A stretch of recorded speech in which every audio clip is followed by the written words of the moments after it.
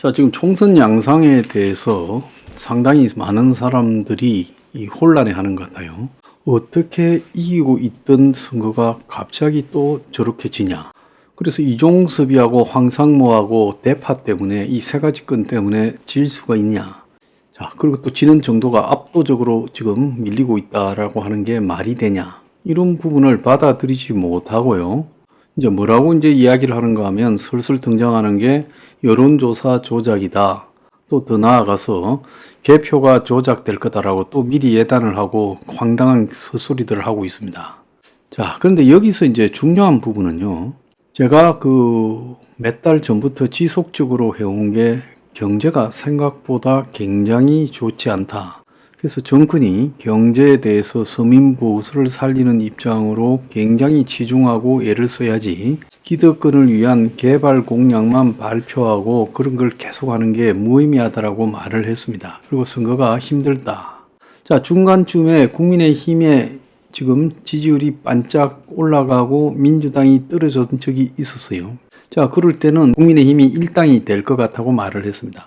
그럴 때도 그러지 않고 여전히 저변은 좋지 않다라고 말을 하면 사람들은 저를 어떻게 말하겠어요? 굉장히 비난하겠지요. 좀 회복돼도 어렵다고 말하고 어려울 때는 원래 어렵다고 말을 해가 죄를 뿌려서 더 어려워지고 그러니까 이런 부분을 저도 인플루언서로서 피해가기 위해서 있는 대로 말을 할 수밖에 없어요. 사실은 격마식 중계는 안 하는 게 좋고 소신으로 가면 좋겠지만 소신으로 가게 되면 대중들이 저를 굉장히 오해를 합니다.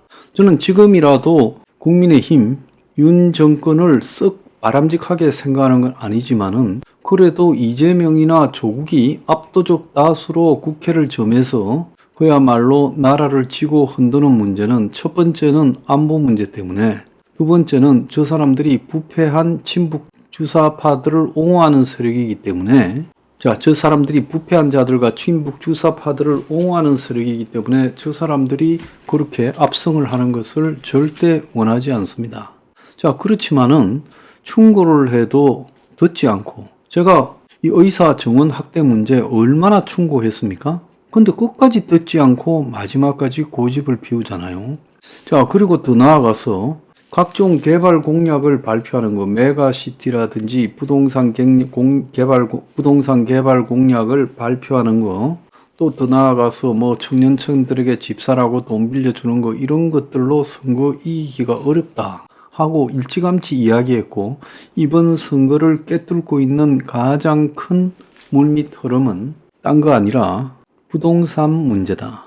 자, 부동산 문제가 지금 서울에서 경기에서 이제 집값이 내려가고 있는데 특히 경기 인천에 있는 사람들은 서울에서 밀려나서 여러 가지로 분노에 차 있는 사람들이 지금 많다. 그런 사람들이 지금 이번에 심판 투표를 할 거다. 2020년 4월 총선 때는 오히려 문재인이가 부동산 가격을 올리면서 한국의 이 중산층들이 10억대의 부자가 됐다라는 착각을 부여해서 재미를 봤어요. 근데 이 정권은 부동산이 내려오는 국면에서 부동산을 떠받쳐서 다시 올려보려고 부동산 투기를 되살려 보려는 시도를 했다는 겁니다. 자, 그런 부분이 결국은 어떻게 받아들여질 건가라는 부분에서 매우 우려됐어요. 그리고 대한민국에는 솔직히 말하면 이 소비도 부동산이 돌아가면 소비가 활성화되고 부동산에 내려가면서 부동산 시장이 쪼그라들고 그 다음에 주식 시장이 쪼그라들고 이렇게 이제 자본시장, 투기시장이 쪼그라들면 그야말로 쓸 돈들이 다 별로 없어지고 술집이고 식당이고 다 문을 닫아요. 그래서 결국은 지금 거대한 소비 급감 현상과 더불어서 경제가 각자가 쓸 수 있는 가처분 소득이 줄어드는 시점에서 부동산 가격이 하락하고 있고, 자, 이런 것들이 다 한데 뒤섞여서 정권에 대한 불만으로 나오고 있다는 겁니다. 근데 이런 부분들을 이 메가시티니 뭐 60층 청구 완화나 건폐율 그리고 용적률 완화 그리고 재개발 재건축 완화 뭐 신도시 노후 신도시 개발 노후 도심 개발 이런 걸로 메꿀 수 있다라고 생각하고 GTX 뭐 공약 등으로 메꿀 수 있다라고 생각을 한 거죠. 사람들은 눈앞에서 왔다 갔다 하는 문제에 집착을 하지 거대한 개발 공약에 대해서 관심이 별로 없어요. 솔직히 말하면 그런 개발 공약이라는 것은 부동산 투기꾼 업자들이 바람잡을 때나 좋아하지 일반 서민들 입장에서는 매우 공허하게 느끼시죠. 한강변에 60층에 살 수 있는 서민이 투표할 수 있는 사람이 몇 명 있겠습니까? 그래서 한강변에 60층을 해준다면 전부 한강벨트는 다 정권을 찍습니까? 그게 아니라는 거죠. 60층이 가지고 있는 모순이 있지요. 고층입니다. 그리고 요즘 이 재건축을 해도 건설비가 굉장히 상승을 했지요. 1,000만 원을 넘어서 1,300만 원 이야기까지 나오고 고급하게 되면 그것보다도 더 나온다고 합니다. 그러니까 이제 60층 재건축이라는 부분이 이제 황당한 이야기가 된 거예요. 고층으로 더 큰 평수로 또 더 고급스럽게 재건축한다는 것이 끝나버린 시대입니다. 지금 뭐 강강변에 옛날 아파트 갖고 있는 사람 중에서 거기에 5억 10억씩 더 내고 재건축을 해서 새로 진 아파트의 개발 수익이 더 올라갈 거다라고 생각하는 사람이 얼마나 되겠습니까? 자, 그래서 좀 시대착오적인 이야기를 했다는 거예요. 자, 이런 것들이 한계가 되어서 지금 선거가 힘들어지고 있는 거예요. 경기도 인천에서 힘들어지고 있는 게 본질이잖아요. 자, 충청권도 밀리고요. 자, 그런데 충청권에 지금 국회를 세종으로 이전하겠다고 한동훈 비대위원장이 제안을 했어요. 자, 선거 앞두고 파격적인 제안을 했는데 하려 하면 두세 달 전에 이야기를 해야 되는데 선거 지금 2주 앞두고 제안했어요. 야당은 자기들이 주장해온 거라서 반대 안 한다고 합니다. 대통령실은 제2집무실을 설치하겠다고 그렇게 해요. 그래서 이제 여의도에 있는 국회를 세종으로 옮기고 여의도는 그 국회 자리를 뉴욕처럼 금융 허브를 갖다가 만들겠다. 이 국회 근처는 이 고도 규제 때문에 높은 건물이 없는데 국회 주변을 런던, 홍콩과 버금되는 금융 중심지로 만들겠다는데 하나 물어봅시다. 높은 건물을 못 만들어서 런던, 홍콩처럼 금융 중심지가 홍콩도 맛이 같죠. 런던처럼 금융 중심지가 안 되는 겁니까? 그건 건물하고 관계없어요. 한국이 금융 중심지가 될 만한 사회적 인프라를, 경제적 인프라를 갖추었느냐라는 것이죠. 여차하면 북한에서 언제 한 방 날라올지 모르는 한국에 금융 중심지를 만든다는 건 그건 불가능한 거예요. 옛날에 노무현 대통령이 인천 경제자유구역에 아시아에 금융 허브를 만들겠다 했지만은 안 됐잖아요.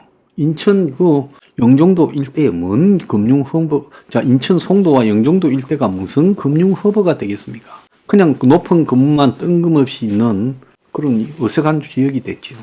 여의도를 뉴욕처럼 금융 허브로 만든다면 여의도 사람들이 좋아하고 또 그 주변에 한강 벨트에 사는 사람들이 좋아하고 여의도 국회를 갖다가 옮겨가면 또 충청도 사람들이 좋아해서 이것이 이번 선거를 결정지을 거라고 생각하지 않습니다. 과거에 노무현 정권이 이 수도 이전 이런 걸 들고 와서 충청도 표를 얻어서 재미를 봤는데 이건 이미 너무나 캐캐 묵은 이슈고 낡은 이슈가 되어서 자, 그간에 사람들이 한 20년 지나면서 굉장히 약아졌는데 국회 세종 이전을 가지고 좋아하겠느냐는 겁니다.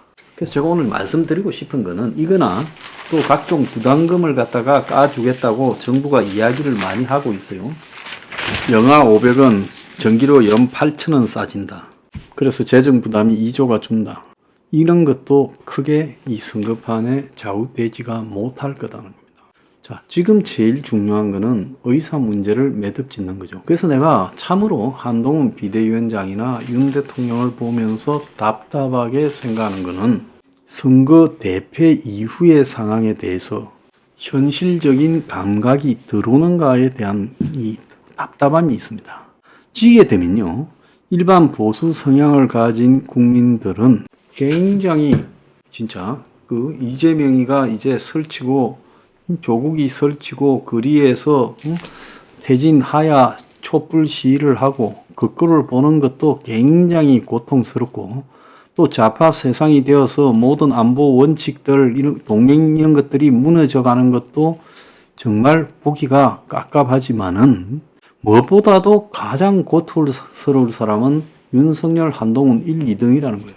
두 사람은 실질적으로 권력의 1인자, 2인자 격에서 이제 권력을 유지할 수 있겠느냐. 야당이 지금 조국이나 이재명이는 이 두 사람을 깜빵 보내자는 거 아닙니까? 딱 껴놓고 이야기하면. 그러면 이 두 사람이 자기들이 제일 급한 일 아닙니까?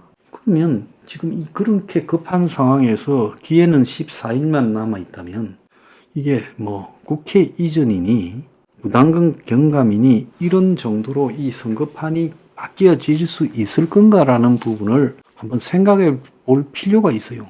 이 선거판은 지금 굉장히 여건에 불리하게 돌아가고 있는데 그 핵심은 민생의 지금 붕괴입니다. 그게 책임이 있고 없고와 관계없는 문제예요. 누적된 민생의 붕괴예요. 지금 국민들 각자가 자기 삶에 대해서 굉장한 두려움을 가지고 있습니다. 자, 그런 상황에서 정권에 대해서 지금 평가를 하는 거예요.